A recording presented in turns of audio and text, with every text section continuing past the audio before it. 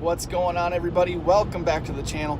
Thank you very much for joining me and stopping in. Why don't you go ahead and hit the thumbs up button right now. I appreciate it very, very much. It goes a long way in helping to grow this channel. And speaking of that, if you haven't subscribed to the channel yet, please do right now. We got goals. We got very, very big goals and aspirations. We want to hit 1,000 subscribers by June.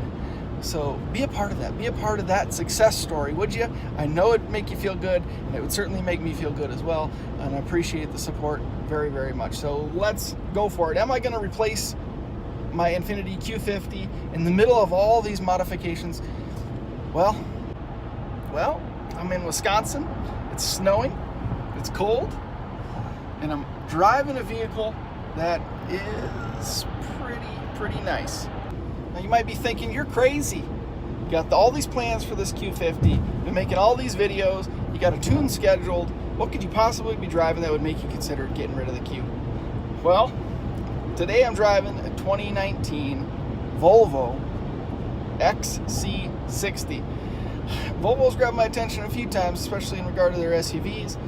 Not this one in particular, but let me tell you, this sucker is nice. Thought we were in Wisconsin. I guess I don't know where you find cars like this normally. If anybody knows, let me know what's going on there.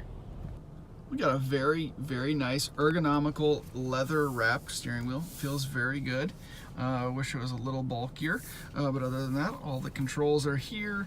We got this beautiful Volvo symbol, and look at this digital cluster.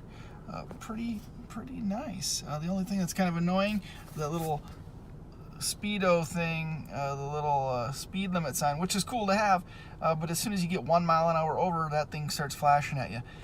It also has lane departure assist. I've seen the cars with the beeps and the blinks when you start to drift. This one, the steering wheel actually gives you a little jolt, keeps you on track. The little digital display here is quite large, very nice. You know, heated seats, bam, change of temperature, everything's digital. Very nice, real leather seats.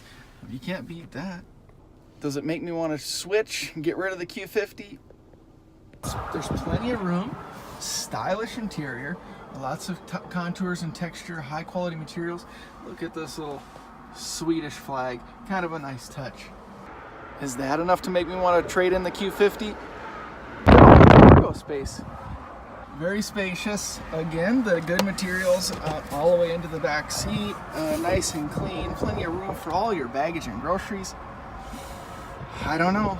Exterior styling is decent. I actually don't mind it. I wish it was a little bit bigger. It's not my favorite. It's the all-wheel drive T5 version, and the all-wheel drive in this crappy Wisconsin weather is very nice. I just don't know if all of that is enough to get me to switch. So let's talk a little bit about performance. As I briefly mentioned, this is the all-wheel drive. I believe they're all inline 4 cylinders, but there are a number of different trim packages and trim levels from what I can tell, including several different transmission options from what I could see just in some brief research, and a horsepower rating all the way from 265 horsepower up to 315, which is no slouch. This particular vehicle, I'm almost 100% positive it does not have 315 horsepower. I think the torque rating is somewhere around the 290 foot-pounds of torque, which is also not insignificant. Again, not sure this vehicle specifically has that trim level. It just is lacking throttle response. I don't feel the pull, even on, even from a stop sign. But again, it's handling pretty well in the snow. There's a little bit of body roll. It's a smaller SUV, but ultimately it is an SUV, so the center of gravity is a little bit high. Can't complain about that. Anything that it lacks in terms of power, it makes up for in comfort. The seats are really nice. It has decent bolstering. The seat actually extends out forward, much like the Q50 Sport does. So you have a little more support on your thighs. And look at this. I'm not even sure what you call that, a moonroof, sunroof, I don't know, but it's pretty sweet. So what am I gonna do? Am I gonna jump out of the Q50 and get me something along these lines?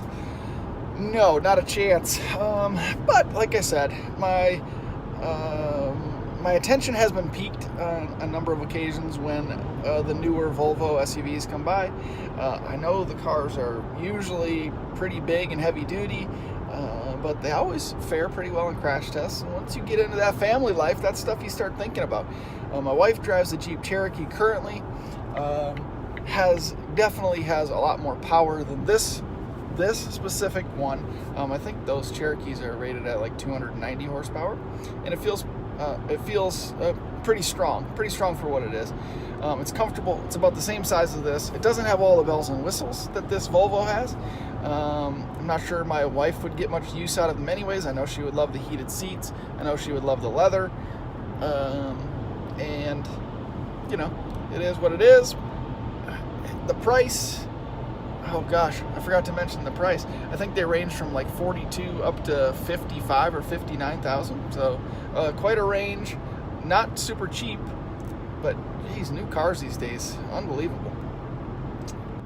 Even still, I don't think she'd want to switch out of it. She likes her Cherokee, but I know for a fact that if she were to trade or get rid of that Cherokee, she's got her eyeballs set on that QX80. They're nice, and I like them myself, but damn, the price tag on those suckers, crazy. So if you threw a supercharger on your 3.7, or you got a modified 3.0T and you're pushing 500 horsepower and you don't really want to drive it during the winter, or you don't want to put a bunch of miles on it, and you're looking for a small SUV for a second car or a daily driver, sure, man. 2019 Volvo XC60, pretty nice. Really quiet, really smooth. It's got all your little gizmos and gadgets, all your cool little upgrades and features, and the leather is supple. So go out and get yourself one.